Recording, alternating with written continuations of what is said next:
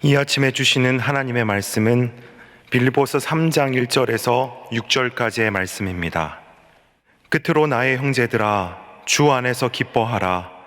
너희에게 같은 말을 쓰는 것이 내게는 수고로움이 없고 너희에게는 안전하니라. 개들을 삼가고 행악하는 자들을 삼가고 몸을 상해하는 일을 삼가라. 하나님의 성령으로 봉사하며 그리스도 예수로 자랑하고 육체를 신뢰하지 아니하는 우리가 곧 할례파라. 그러나 나도 육체를 신뢰할 만하며 만일 누구든지 다른 이가 육체를 신뢰할 것이 있는 줄로 생각하면 나는 더욱 그러하리니, 나는 8일 만에 할례를 받고 이스라엘 족속이요 베냐민 지파요 히브리인 중에 히브리인이요 율법으로는 바리새인이요 열심으로는 교회를 박해하고 율법의 의로는 흠이 없는 자라. 아멘. 어떤 사람이 열악한 환경에 던져져 있으면서 다른 사람이 볼 때는 참 저 사람 고통스러울 것 같아 라고 생각할 만한 상황에 있는 것 같은데, 오히려 그 사람을 대면하여 보니 내면으로부터 솟아오르는 기쁨이 있는 것을 발견했다. 아마 그렇다면 우리는 이 사람에 대해서 대단히 흥미를 갖기 시작할 것입니다. 이 사람이 지금 무엇을 바라보며 살고 있기에 환경과 조건이 이 사람이 가지고 있는 기쁨을 앗아가지 못할까?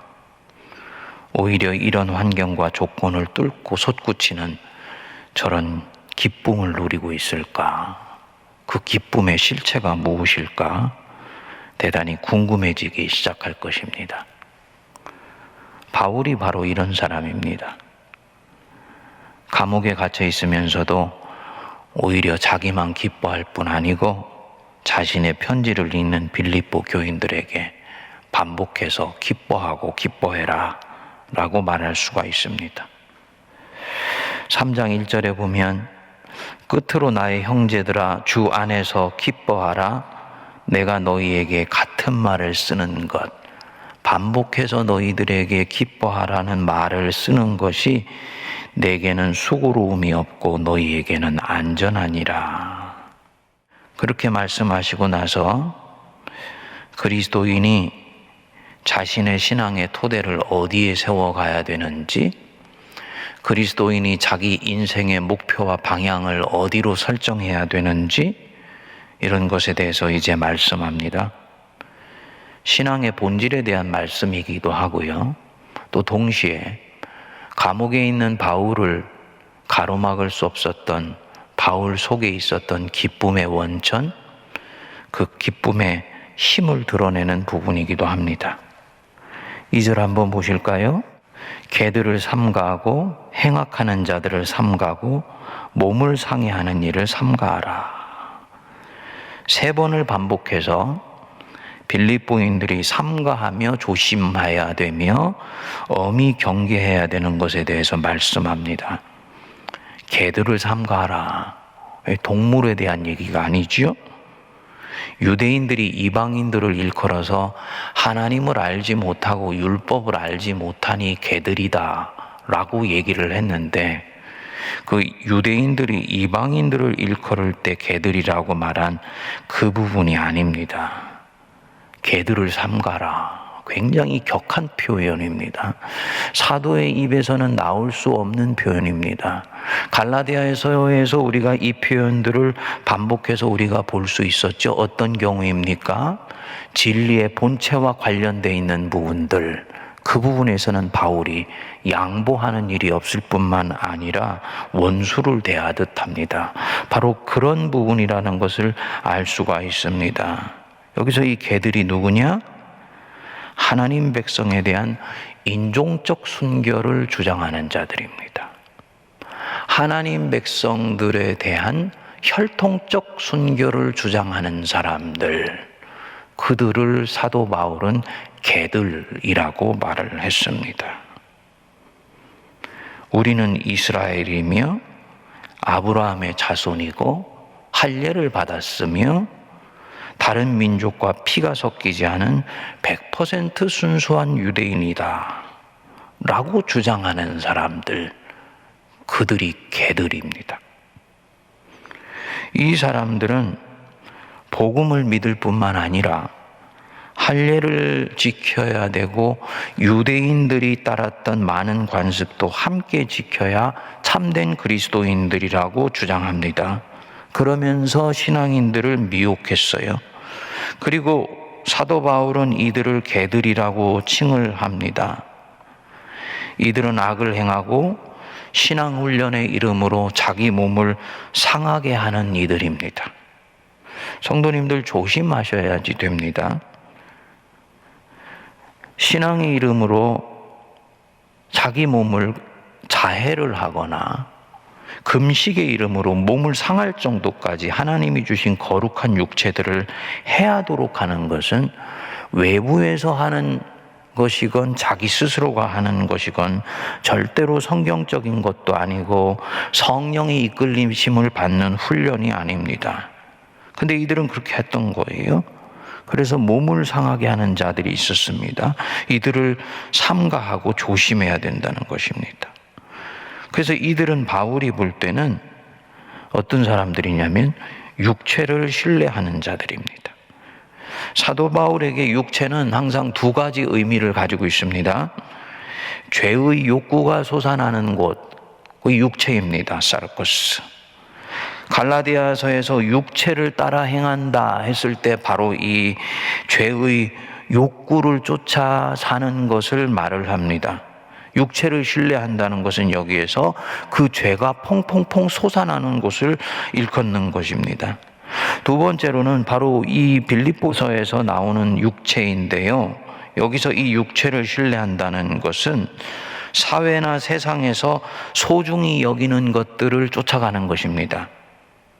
바울이 여기서 말씀하는 부분으로 보면 네가 어떤 출신이냐, 어떤 출신 성분을 가지고 있느냐, 너의 가문이 어떠하냐, 신앙의 계보가 어떠하냐, 이런 것들을 소중히 여기고 이것들을 명예롭게 여기는 마음, 자랑하는 마음, 이것이 모두가 다 육체를 신뢰하는 것입니다.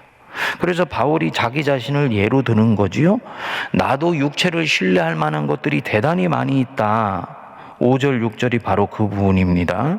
나는 8일 만에 할례를 받고 이스라엘 족속이요 베냐민 지파요 히브리인 중에 히브리인이요 율법으로는 바리새인이면서 유대인의 순결한 전통과 유대교를 신실하게 믿기 위해서 6절에 보시면 열심으로는 교회를 박해하고 율법의 의로는 흠이 없었던 사람이다. 즉 신앙의 혈통, 가문, 출신, 계보 이런 것들을 중요시 여기는 것들은 전부가 다 육체를 신뢰하는 것이다 라고 말씀을 하는 것입니다. 사도 바울은 이런 것들을 자랑하거나 신뢰하는 것은 어리석다고 봅니다.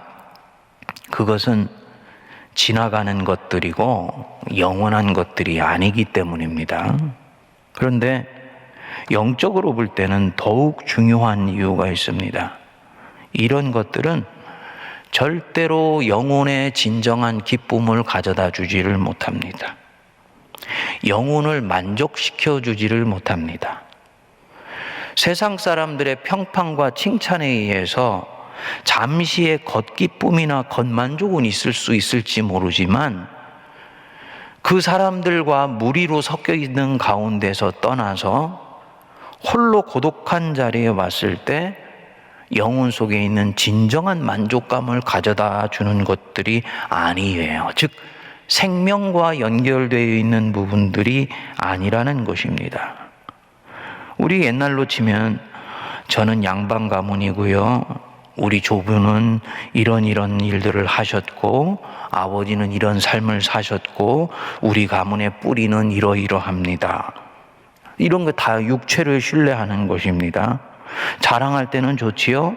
그러나 이것을 자기 삶의 자신감의 토대로 삼는 사람은 사실 아직 그 영혼이 영원한 것을 만나지 못했다라는 반증을 보여주는 것입니다.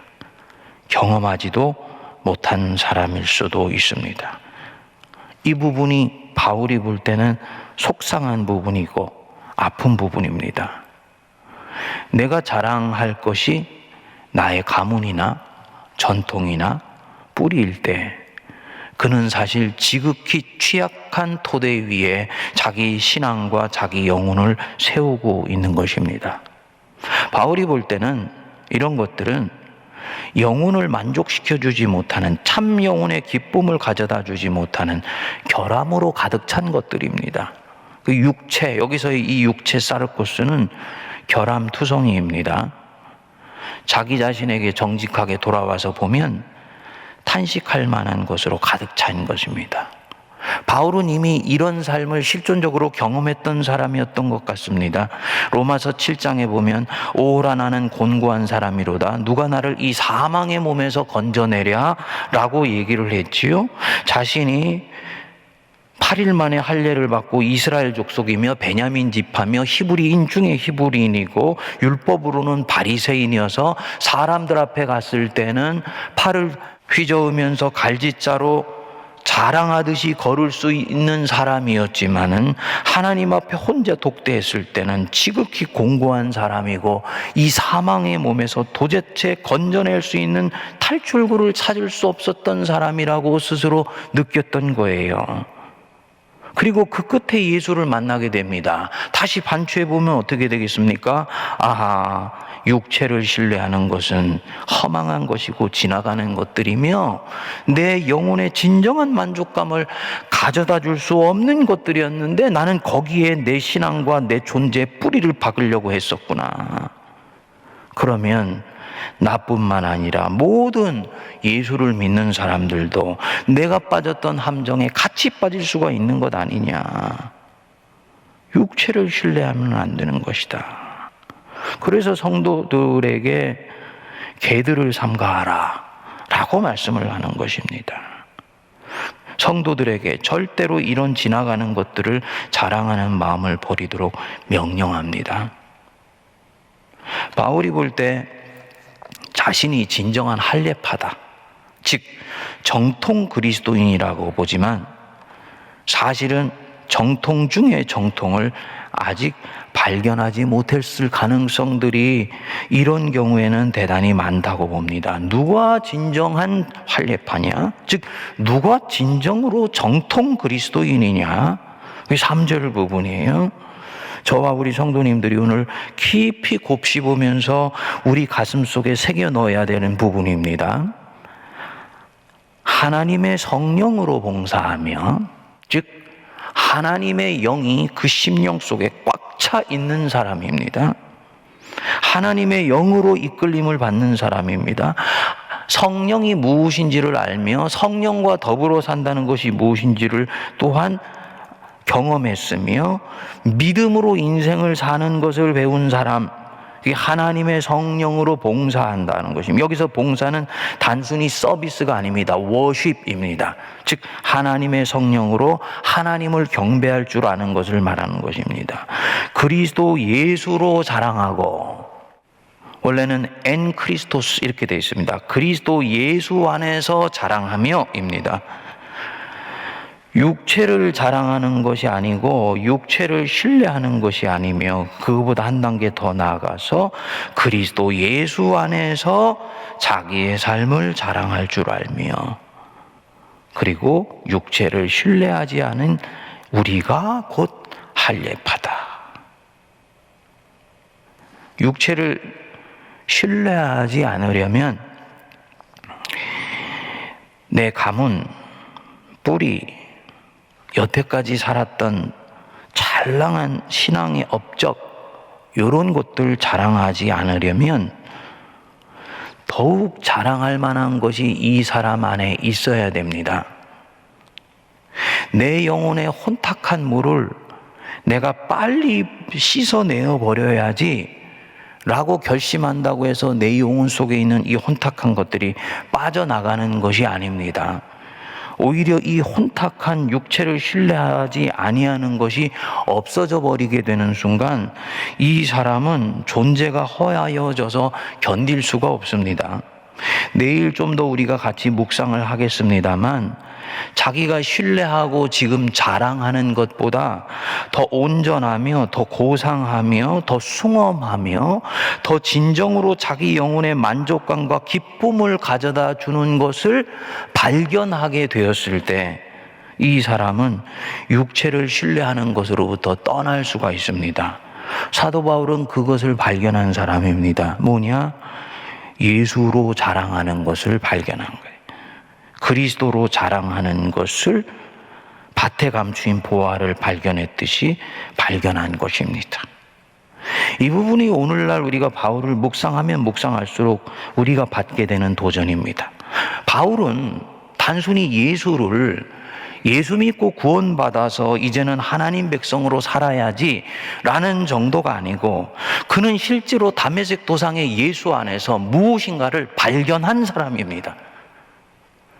예수를 통해서 죄가 용서함 받는 것뿐만 아니고 이 예수를 만났을 때 이 예수 안에서 인생 전체를 걸 수 있는 어마어마한 그 무엇을 발견한 사람이에요.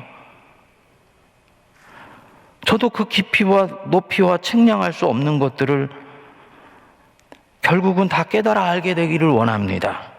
솔직히 말씀드리면 저도 이 바울이 발견한 것 어떤 경우는 알 수 있을 것 같은데 어떤 경우는 신기루처럼 잡히지 않는 경우도 있습니다. 근데 이 바울은 어쨌든 그것을 우리에게 비춰 보여줍니다. 예수 그리스도로 자랑한다.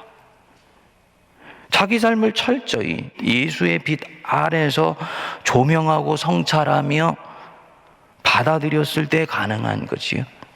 한 번은 제가 이 바울의 말씀이 부딪힘이 있어서 나는 앞으로 성도들과 교제를 할 때 육체를 신뢰할 만한 것들을 가지고 얘기하지 아니하고 예수님 안에서 자랑하는 것들을, 즉 예수님을 자랑해야 되겠구나 라고 생각하고 성도와 교제를 했는데요, 1, 2분 정도 지나니까 예수님 자랑할 것들이 별로 없더라고요. 무엇을 얘기하는 것일까 저 자신에게 들여다봤습니다. 예수님의 빛 안에서 내 삶이 풍성하게 해석되어 온 흔적들이나 예수님의 동행하는 삶의 내용 속에서 내가 얘기하며 같이 나누면서 풍성하게 그 교제를 이어갈 수 있는 부분들이 생각보다 상당히 빈약했다라는 것을 알게 됐던 것입니다. 성도님들이 한번 적용해 보시지요. 다른 누군가와 대화를 나눌 때, 이 성도님을 칭찬해주고 격려해주거나 내 삶을 오픈해야 되는데, 바울이 여기에서 얘기하는 육체를 신뢰하는 것을 옆으로 밀어놓고 그리스도 안에서 예수를 자랑하며 예수 안에서 살았던 나의 삶이 이 사람에게 교만하게 비치지 않으면서 얘기할 수 있는 나의 그 신앙의 내용이 얼마나 있는가 살펴보면 우리는 우리 스스로에게 깜짝 놀랄 만한 것들을 속상하게 발견하게 될 수 있습니다. 사도 바울은 이런 면에서 육체를 자랑하던 태도를 버렸습니다. 그 얘기는 그리스도 안에서 해석된 자기 삶의 내용을 굉장히 풍성하게 가지고 있었던 것이죠. 그러니까 뒤에 것은 잊어버리고 앞에 있는 것을 잡으려고 아무 아쉬움 없이 달려갈 수 있었던 것입니다. 어떻게 이것이 가능하냐? 더 온전히 자랑하며 온전히 영혼을 뜨겁게 하고 자신을 기쁨으로 충만하게 하는 그 예수님 안에 있으신 그 무엇을 만났기 때문입니다. 오늘 이 말씀은 그런 면에서 우리에게 엄청난 도전이 됩니다. 동시에 우리가 기도해야 되는 내용을 가르쳐 준다고 봅니다. 주님, 사도 바울 안에 있는 이 기쁨의 실체를 내가 만날 수 있게 해주십시오. 예수님 안에서 가질 수 있었던 이 자랑과 긍지와 자부심의 실체를 저도 경험할 수 있게 해주십시오. 나는 예수를 쫓아가고 있다. 나는 그분의 인도하심 속에 지금 이 감옥 속에 있다. 이 자리는 비참한 자리가 아니고 복음을 전진시키는 자리이다. 이것이 그저 입으로만이 아니라 영혼 전체에서 나오는 예수를 자랑했던 그 실체가 내 인생 속에도 적용될 수 있는 안목을 트게 해주시고 통찰을 가질 수 있게 해주십시오 라고 기도할 수 있게 되기를 바랍니다. 기도하겠습니다. 우리 주 예수 그리스도의 크신 은혜와 하나님 아버지의 한량없는 사랑하심과 성령님의 위로교통 감동 감화 역사하심이 육체를 신뢰하지 아니하며 성령을 신뢰하고 오직 예수 그리스도를 자랑하는 삶을 살아가기로 다짐하는 모든 거룩한 주의 백성들 머리머리 위에 피로 값주고 사신 우리 세문안 교회와 코로나로 신음하고 고통하는 이 나라 이민족과 저 북녘과 온 누리 위에 이제로부터 영원토록 함께하옵시기를 간절히 축원하옵나이다. 아멘.